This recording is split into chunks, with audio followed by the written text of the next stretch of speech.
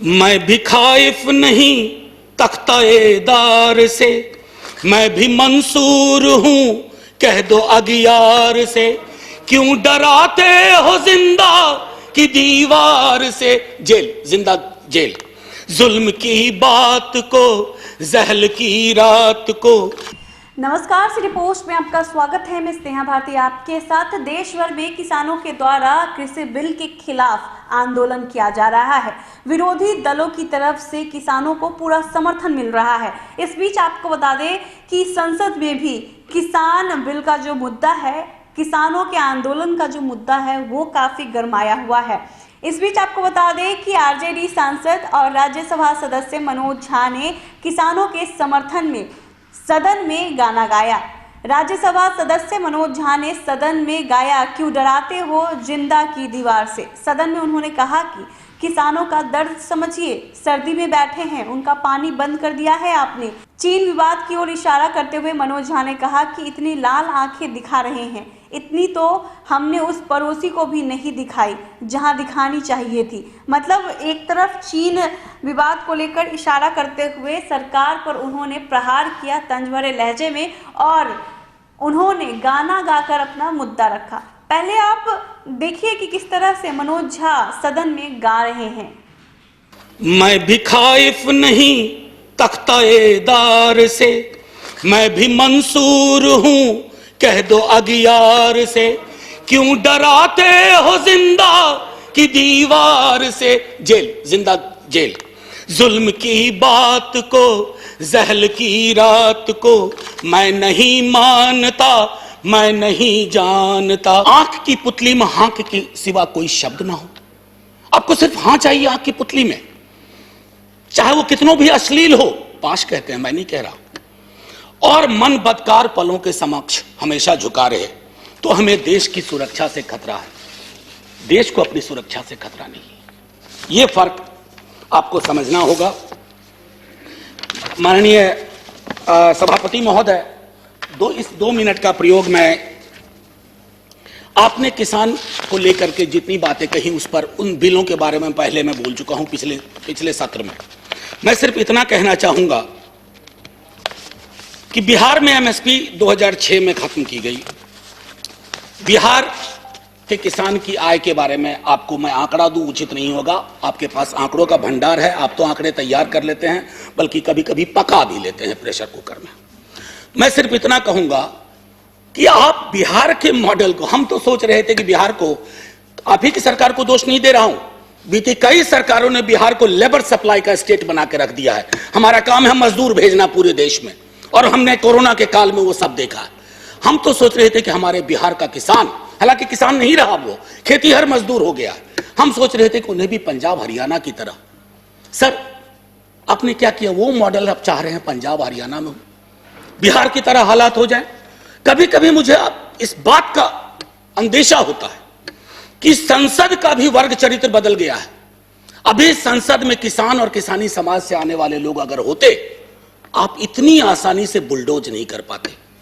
मेरे स्वयं के नेता, कई मसले ऐसे आए, लालू प्रसाद जी, उन्होंने यह तय किया, और आपके भी लोग थे, आप उनको भूल चुके हैं, जिन लोगों ने खड़ा होकर के कहा कि यह हम नहीं होने देंगे। सर, अभी भी आपकी रीढ़ किसान और किसानी ही है।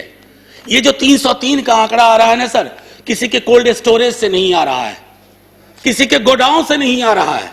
303 के आंकड़े को एक बार सर, और मैं इससे पहले कि जय हिंद कहूं, मैं माननीय सभापति महोदय अभी भी हाथ जोड़ के सरकार से आग्रह करूंगा।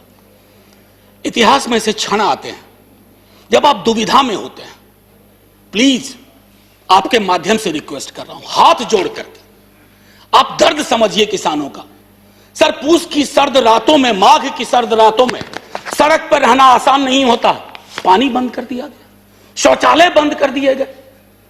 सर, इस तरह के पोजीशन, इस तरह का अग्रेसिव पोस्चर हमने तो अपने कुछ पड़ोसी मुल्कों के लिए भी नहीं सुना, जो अंदर तक आ गए।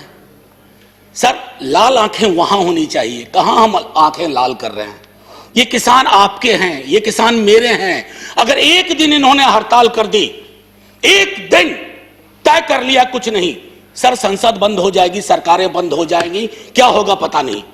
इससे पहले कि मैं कहूं जय जवान, जय किसान और जय हिंद, माननीय सभापति महोदय, मैं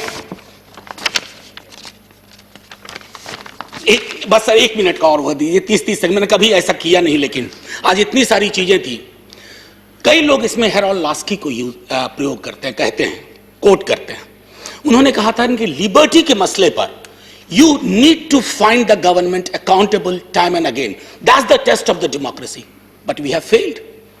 किसानों को ही हमने फेल नहीं किया है। और आखिरी सर इजाजत हो तो तरन्नुम में, नहीं तो यूं ही। माननीय सभापति महोदय, आंदोलन लोकतंत्र की जीवंतता का उदाहरण होता है। जिंदा लोकतंत्र और स्वस्थ लोकतंत्र आंदोलन के साथ सदैव निरंतर संवाद की कोशिश करता है। सर, एक आशय मैं यहां रखना चाहता हूं। दिल्ली विश्वविद्यालय में जिस विभाग में मैं पढ़ाता हूं, एक विषय मेरा मूवमेंट भी है। सर, बहुत सालों से पढ़ाया है आंदोलन। आंदोलन की सर 3 चीज होती है महत्वपूर्ण: एलिनेशन, अट्रैक्शन, कन्वर्जन। यानी कि अलगाव की चीज कहीं आई, उसके बाद आपका आकर्षण हुआ किसी विचारधारा से, उसके बाद आप सड़कों पे आए। सर, हमने आंदोलनों को न जाने किस नजरिए से देखना शुरू किया है। महोदय, माननीय सभापति महोदय, आपने भी देखा होगा वो सरिया, वो कील, वो खाई। सर, मैं सरहद पे कभी गया नहीं हूं, लेकिन जो तस्वीरें सरहद की देखी हैं वो भी ऐसी नहीं देखी है। किससे लड़ रहे हैं आप? अपने किसानों से लड़ रहे हैं। और वो क्या कह रहे हैं? आपसे चांद नहीं मांग रहे हैं, अपना हकूक मांग रहे हैं। और हम में से किसी को यह मुगालता ना रहे, किसी को, चाहे सत्ता पक्ष हो या प्रतिपक्ष हो, कि किसान और खेतीहर समाज की बेहतरी आप किसानों से बेहतर समझते हैं। नहीं, वो अपनी बेहतरी बेहतर समझते हैं। आप उनको समझाने चले कि तुम्हारे लिए हम कानून ला रहे हैं, बहुत बढ़िया कानून है। क्यों समझाने की जरूरत पड़ रही है? क्यों खालिस्तान, पाकिस्तान टुकड़े टुकड़े एंगल लाने की जरूरत पड़ रही है? अरे, हमारा लोकतंत्र बहुत मजबूत है, किसी के एक ट्वीट से कमजोर नहीं होगा। आपने विमर्श को कमजोर कर दिया है। इतना मजबूत लोकतंत्र है सर। मैं तो कभी कभी सोचता हूं, अगर आपके दौर में जयप्रकाश जी का आंदोलन हुआ होता। इस सदन में अभी कई लोग हैं जो जयप्रकाश जी के आंदोलन से निकले हुए हैं, इंक्लूडिंग सभापति महोदय। जेपी की आंदोलन की कल्पना करिए, अगर जेपी को इन खाई, बाड़ों, कटीले तार देखना पड़ता तो क्या होता सर? कई मित्र हमारे बिहार से भी हैं जो जेपी आंदोलन से निकले हैं। एक बार सोचे दलीय दायरों को छोड़ करके कि आंदोलन को डील करने का क्या यह नजरिया उचित है? आप कहिएगा नहीं। सर, मैं पहले भी इस सदन में कह चुका हूं। आप कहते हैं 11 दौर की बातचीत हुई है। दिक्कत क्या है ना सर, किसी भी सत्ता प्रतिष्ठान में एकालाप और वार्तालाप का फर्क समझना चाहिए। There is a difference between monologue and dialogue. आपके साथ दिक्कत है कि आप मोनोलॉग को डायलॉग का कपड़ा पहनाते हैं। ऊपर से मैंने माननीय मंत्री महोदय को सुना जो वार्ता में थे, उन्होंने कहा कि हमने ये दिया, हमने वो दिया, हमने ये दिया। सर, लोकतंत्र में खैरात की जुबान नहीं होती है। आप देने वाले कौन होते हैं, हम देने वाले कौन होते हैं? अरे, दे तो वो रहे हैं, 303 का आंकड़ा उन्होंने ही दिया आपको, और आगे के 3 और 0 कब उड़ा जाए ये भी वही तय कर देंगे। इसलिए ये जुबान बंद करिए, एकालाप और वार्तालाप के बीच की दूरी को खत्म करिए। सर, मैं पहले भी इस सदन में कह चुका हूं कि देश कागज पर बना नक्शा नहीं है। देश सिर्फ सेना, पुलिस के जवान, जनगण मन, वंदे मातरम नहीं है। देश रिश्तों से बनता है सर, और आपने रिश्तों को रिसा दिया है, रिसा दिया है।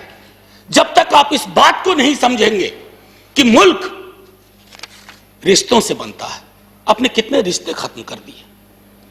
अरे, सरकारें पुल बनाने के लिए लाई जाती हैं, चाहे नदियों पर पुल हो या रिश्तों का पुल हो। आपने तो पुल के बदले दीवारें खड़ी कर दी, वो भी कटीली।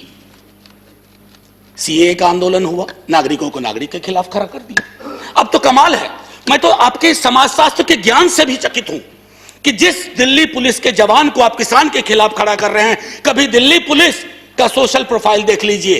इन इलाकों से जिन इलाकों में यह आंदोलन ज्यादा प्रबल है, वहां का एक बच्चा सरहद पे रहता है, एक बच्चा पुलिस में रहता है और एक बच्चा खेत में रहता है। आप इन बच्चों को वो जायदाद के लिए नहीं लड़ रहे, आपने उन्हें भिड़ा दिया। कहीं तो सोचिए, विराम दीजिए। इसलिए मैं कहता हूं, अवतार सिंह पाश की एक कविता कहूंगा, यदि देश की सुरक्षा यही होती है कि बिना जमीर होना जिंदगी के लिए शर्त बन जाए। तो देखा आपने, किसानों के आंदोलन को लेकर के सियासत गर्म है। इस बीच आपको बता दें कि 26 जनवरी की घटना के बाद से सत्तारूढ़ बीजेपी के नेता किसान आंदोलन पर निशाना साध रहे हैं। किसान संगठन भी अलग अलग धड़ों में बंट गए हैं, लेकिन किसान का एक बड़ा समूह अभी भी दिल्ली की अलग अलग सीमाओं पर प्रदर्शन कर रहा है। आंदोलनकारी किसानों के दिल्ली में प्रवेश रोकने के लिए सीमाओं को सील किया गया है, सुरक्षा के कड़े इंतजाम किए जा रहे हैं। इसके बाद भी किसान अपनी मांग पर अड़े हैं। मांग पूरी होने तक आंदोलन जारी रखने की बात कह रहे हैं। इस बीच विपक्षी दलों का भी उन्हें समर्थन मिल रहा है, पूरा समर्थन मिल रहा है किसानों को। अगर आपको ये खबर अच्छी लगी हो तो हमारे चैनल को जरूर सब्सक्राइब कीजिएगा, फेसबुक पेज को भी लाइक और फॉलो कीजिएगा। धन्यवाद।